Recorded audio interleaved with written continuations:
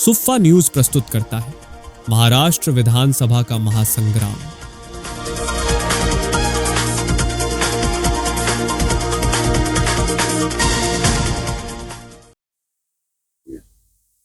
बताइए सर, आने वाले विधानसभा चुनाव में आपकी क्या नीति रहेगी? देखिए, ये 9 अगस्त 2024 को कांग्रेस पार्टी ने जब विधानसभा चुनाव को लेके एप्लीकेशंस बुलाए थे तो मैंने मेरा निवेदन आवेदन उसमें दिया हूं और अक्टूबर नवंबर में ऐसी उम्मीद है कि अक्टूबर नवंबर में विधानसभा के चुनाव होने वाले हैं। लेकिन मैं हमेशा कहता हूं कि एमएलए कौन बनता है, मेयर कौन बनता है, ये बड़ी बात की बात होना चाहिए। लेकिन अकोला की अगर हम आज के हालात देखें तो जिसे इंग्लिश में अल्फाज इस्तेमाल होता है कि पॉलिटिकल विल, राजकीय इच्छा शक्ति, इसकी अकोला के राजनेताओं में पिछले 15-20 साल में काफी कमी उसकी दिखी है। और इसी के कारण आप देखिए कि हम अगर हमारे आजू बाजू देखते हैं तो एक राजकीय इच्छा शक्ति से लेके एक शहर में जो विकास होना चाहिए उसमें हम अमरावती नागपुर से काफी ज्यादा पीछे जा चुके हैं। नागपुर से तो हम पहले से काफी थोड़ा सा फर्क रहता ही था, लेकिन अमरावती और अकोला साथ में चलता था, बल्कि अकोला आगे हुआ करता था। लेकिन पिछले 15-20 साल में इस राजकीय इच्छा शक्ति की कमी की वजह से हम ऐसा कह सकते हैं कि अकोला काफी पीछे हुआ है। बुनियादी सुविधाएं अगर हम देखें कि आज हमारे पास में 4 दिन में एक बार 2 घंटे के लिए पानी आता है। साफ सफाई को लेकर मैं जितना कम कहूं उतना अच्छा है। राजकीय भ्रष्टाचार इतना बढ़ा हुआ है कि ठेकेदार से 10% किस तरह से मिलता है, इसमें हमारे अकोला के कई लोग इतने व्यस्त है कि वो गांव के विकास में, गांव के उद्धार के बारे में, कुछ शहर के उद्धार के बारे में कुछ सोचने को तैयार नहीं है। बच्चे हमारे जब ग्रेजुएट हो जाते, पोस्ट ग्रेजुएट हो जाते हैं तो जॉब करने के लिए उन्हें माँ बाप को छोड़ के पुणे मुंबई जाना पड़ता है। कोई जॉब अपॉर्चुनिटीज हमारे पास में नहीं है। हम बार बार देखते हैं कि टैक्स इस तरीके का लगाया जाता है कि मुंबई और पुणे में जो टैक्स नहीं है वो अकोला की जनता को भरना पड़ता है, और सुविधाएं जो गांव खेड़े में जो है वो भी हम उन्हें दे नहीं पा रहे हैं। ऐसी परिस्थिति में ये बहुत जरूरी है कि कौन एमएलए बने, कौन एमपी बने, कौन मेयर बने, इसके बारे में बहुत बाद में चर्चा हो, लेकिन कम से कम हमारी नीति क्या है, हमारी नीयत क्या है, ये जनता को पता हो, ताकि अकोला का उद्धार, अकोला का विकास, अकोला जो हम पहले जिस तरीके से विनय कुमार पाराशर जी के वक्त हम कहे कि आज से 20-25-30 साल पहले जो कहे, जो दिशा दशा पहले जो दी जाती थी राजनेताओं की ओर से, वो वापस से उस तरीके की दिशा और दशा देने वाले राजनीतिकरणों को आगे लाना हमारे लिए बेहद जरूरी है। मैं ऐसे उम्मीद करता हूं कि आने वाले 2024 अक्टूबर में जो चुनाव होंगे उसमें अकोला की जनता जो है उनको ऐसा मौका दिया जाएगा, वो ऐसा फैसले लेंगी कि अकोला का विकास वापस से पहले जैसा होने लग जाए। आने वाले विधानसभा मतदार को लेकर आपकी क्या इच्छा रहेगी विधानसभा चुनाव? अकोला पश्चिम विधानसभा अभी 2 या 2.5 महीने में होने वाली है। मैं एक शिवसेना का नगर सेवक और शिवसेना का शहर अध्यक्ष के नाते महानगर पालिका में लोगों के हित के लिए ऐसे अनेक प्रश्न लेके मैं यहाँ के जो प्रशासन है, यहाँ के जो आयुक्त है, कलेक्टर है, तहसीलदार है, इनसे मैं लड़ा। उसका मूल उद्देश्य ये था कि 80% समाजकारण और 20% राजकारण जो बाला साहब ठाकरे उनकी सीक्वेंस थी। लेकिन जीवन में अच्छा काम करने के लिए, समाज के काम करने के लिए बहुत से अड़चन पैदा होती है, और उस अड़चन का निवारण करने के लिए भविष्य में इलेक्शन लड़ना जरूरी रहता है। और उसी को वही उद्देश्य लेकर मेरी भी इच्छा है कि मैं विधानसभा लड़ूं, क्योंकि महाविकास आघाड़ी है। आने वाले भविष्य गर्भ में क्या छुपा है वो पता नहीं है, लेकिन मेरी कांग्रेस वालों से, जो महाविकास आघाड़ी में जो हमारा मित्र पक्ष कांग्रेस है, वो यहाँ पर पश्चिम विधानसभा में पिछले 6 टर्म से हार रहे। और मेरी कांग्रेस के जो पदाधिकारी है, जो वरिष्ठ पदाधिकारी है, मुंबई के पदाधिकारी है, उनसे मेरी विनती है कि 6 टर्म से कांग्रेस यहाँ हार रही, और अगर शहर में जिन लोगों ने शहर का बट्टा बोल कर दिया, ये 30 साल के अंदर शहर में ऐसा कोई चीज नहीं आई कि जो भारतीय जनता पार्टी बोल सके कि हमने ये चीज किया। और अगर सही में ये शहर के विकास के लिए कुछ अगर करना है, ये शहर में परिवर्तन करना बहुत आवश्यक है। लोगों की मानसिकता बनी हुई है कि शहर में दोनों विधानसभा, पूर्व रहो या पश्चिम रहो या जिले में जो भी विधानसभा है, वाला अपने आकोट है, उसके बाद में मुक्तियापुर है, जो हिसाब से वहाँ काम होना था काम नहीं हुआ। यहाँ के जो प्रतिनिधि थे उनके माध्यम से जो काम होना था वो हुआ नहीं। ऐसे अनेक समस्या इस शहर के अंदर है। लोगों की आशा शिवसेना से है कि शिवसेना के जो पदाधिकारी है, तो चाहे मैं रहूँ, चाहे हमारे और भी पदाधिकारी, हमारे जिला प्रमुख है, हमारे आमदार है नितिन जी देशमुख, गोपाल जी तापकर, और भी हमारे पदाधिकारी है, जिन्होंने हरदम समाज के लिए कार्य किया। उनका कोई स्वार्थ है उसके पीछे नहीं था। तो इसलिए मेरी इच्छा है, मेरी विनंती है कि मेरे पक्ष को मेरी विनंती है कि आप ये मतदार संघ किसी भी हालत में लेना आवश्यक है। अगर यहाँ से या अकोला शहर में अगर परिवर्तन करना है तो 100% परिवर्तन शिवसेना ही यहाँ कर सकती, ये मेरी अपेक्षा है। और मैं आपके माध्यम से शहर वासियों को मेरी विनंती है कि अभी तक हमने 30 साल भारतीय जनता पार्टी को मतदान किया। हमने क्यों किया, कैसे किया, वो मैं नहीं बताऊंगा, ये नहीं पूछूंगा मैं। लेकिन अब विचार करो, समय आया है कि कम से कम इस बार परिवर्तन करो कि कम से कम मेरा बच्चा 10वीं पास होने बाद में उसको पूना ना जाना पड़े पढ़ाई करने के लिए, उसको अमरावती न जाना पड़े, नागपुर जाना पड़े, और वो सुविधा मेरे अकोला में आना चाहिए। उसी प्रकार जो बेचारे हाथ मजदूर जो लोग हैं, अगर उनको कहीं काम पे जाना है तो यहाँ MIDC आदि बंद हो चुकी है, वहाँ पर काम नहीं है। यहाँ का बच्चा पूना, नागपुर, मुंबई यहाँ काम के लिए जाता है, वहाँ की जो पिंपरी चिंचवड़ वहाँ MIDC जाता। तो मेरा MIDC में क्यों ना बड़े बड़े कारखाने आए कि जहाँ पर मेरा बच्चा वहाँ जाए और वहाँ काम करे, मेरा बच्चा मेरे से दूर ना हो। और ऐसी बहुत सी समस्या शहर के अंदर है, वो दूर करने के लिए यहाँ परिवर्तन करना जरूरी है। और परिवर्तन केवल शिवसेना, उद्धव बाला ठाकरे यही पार्टी कर सकती है।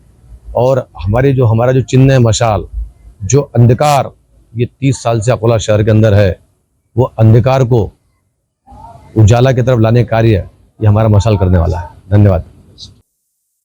आपको ये विधानसभा में टिकट मिलेगी, आपको विकास क्या रहेगा? जैसा कि आप जानते हैं कि अकोला शहर एक ज़माने में बहुत ही वेल डेवलप्ड नगर पालिका थी। पूरे महाराष्ट्र से अकोला शहर को देखने के लिए लोग दूर दूर से नगर पालिकाओं के लोग आते थे और ये विकास देखते थे, डेवलपमेंट देखते थे।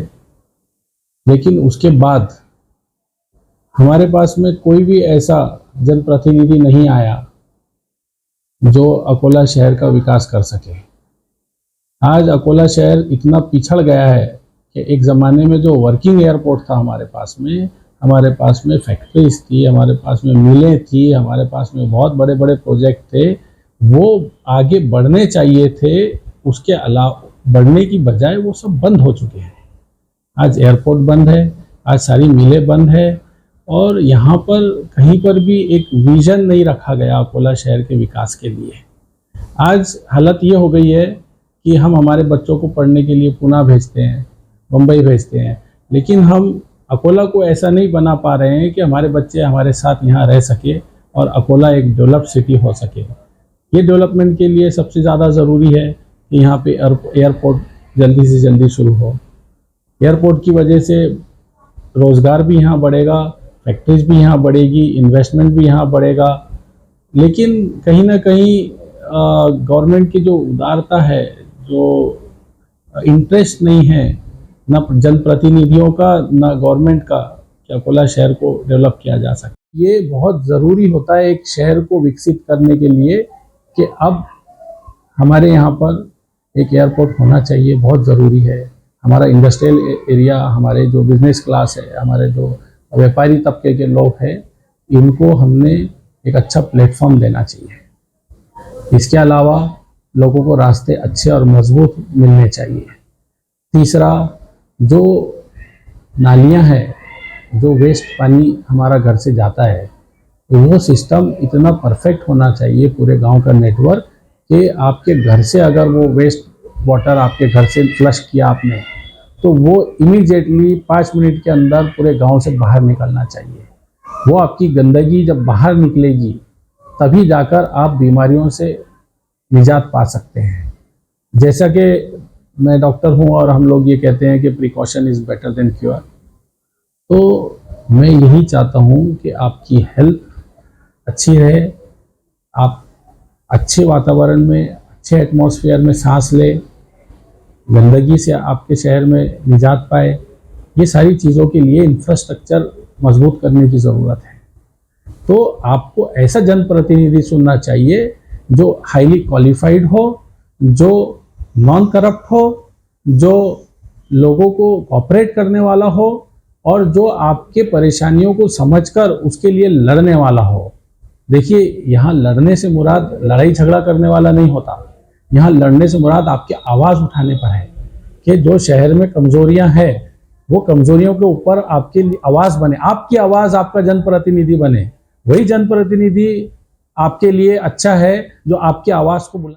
तो मैं आप लोगों से ये रिक्वेस्ट करता हूँ कि आप गौर से समझिए इस बात को कि आप जनप्रतिनिधि किस लिए चुनते हैं, जनप्रतिनिधि की क्या क्वालिटीज़ होनी चाहिए, जनप्रतिनिधि आपका क्या, कौन सा एजुकेशन लेके उसको क्या चीज़ समझनी चाहिए।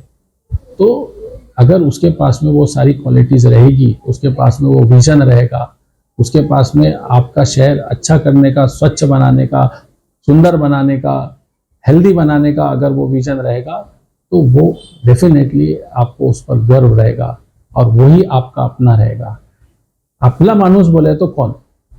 आपला मानुस बोले तो जो हमारे लिए अच्छा सोचे, जो हमारे दुख सुख में हमारे काम आए, जो हमारे लिए हमारी आवाज़ बने, वो अपना मानुस।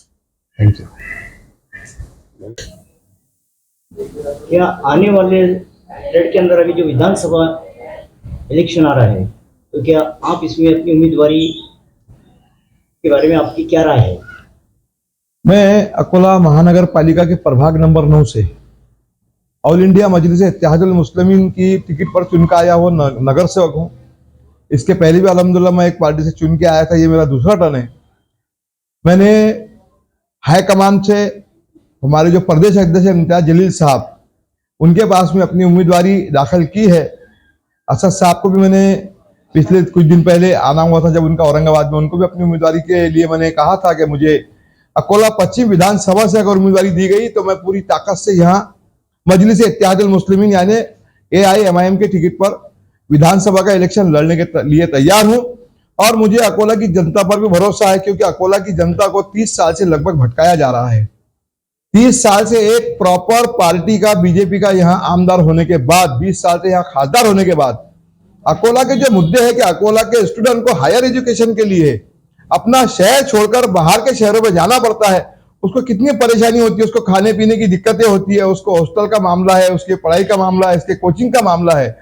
दूसरी बात, अगर वो हायर एजुकेशन लेने के बाद अगर इंजीनियर बन जाता है, कोई और बड़ी पदवी वो हासिल कर लेता है, तो उसके बाद अकोला में उसके लिए नौकरियां नहीं है। यानी पढ़ने लिखने वाले की जिंदगी को जद्दोजहद बना दिया गया। ये यहाँ के चुन के आए नुमाइंदों की नाकामी है। हम ये चाहते हैं जिस तरीके से संसद के अंदर असद अवीसी साहब अपनी आवाज को बुलंद करते हैं, अगर अल्लाह ताला ने मौका दिया और अकोला पश्चिम विधानसभा से मजलिस इत्तेहादुल मुस्लिमीन का टिकट मिला और लोगों की मुझे दुआएं रही, तो मैं अकोला के मुस्लिम, दलित, पिछड़ा वर्गीय, ओबीसी, दलित, शोषित जो भी वर्ग है जिनकी दबे कुचले लोगों की आवाज सरकार के कानों तक नहीं जाती, गरीबों की आवाज खास करके सरकार के कानों तक नहीं जाती, मैं ये आवाज को सदन में, विधान भवन में उठाकर इनको न्याय दिलाने का काम करूंगा। मेरे पार्टी की तरफ से मेरे जो नेता है वो बैरिस्टर है असद अवीसी साहब, महाराष्ट्र के जो प्रदेश अध्यक्ष है इम्तियाज जलील साहब, कार्यकारी अध्यक्ष डॉक्टर गफ्फार कादरी साहब, हमारे विदर्भ के जो अध्यक्ष शाहिद रंगूनवाला साहब, मैंने सबको मेरी उम्मीदवारी के बारे में बताया। उनके पास से मैंने अपनी अर्जी भी दाखिल की। आने वाले समय में लगभग 2-3 महीने के अंदर इलेक्शन होने वाले हैं और मुझे अकोला पश्चिम के साथ साथ अकोला जिला की 5 विधानसभा की मुझे जिम्मेदारी दी गई है, क्योंकि मैं अभी मजलिस का कारपोरेटर होने के साथ साथ मैं विदर्भ के अंदर उपाध्यक्ष भी हूं। इसलिए हमारी कोशिश ये रहेंगी कि 5 जगह पर उम्मीदवार लड़ाना और 3 जगह पर पूरी ताकत से हमारी कोशिश है 2 से 3 आमदार इस अकोला जिला के अंदर हमारी पार्टी के चुन के आएंगे और इसी के साथ साथ हम लोगों को न्याय दिलाने का काम करेंगे।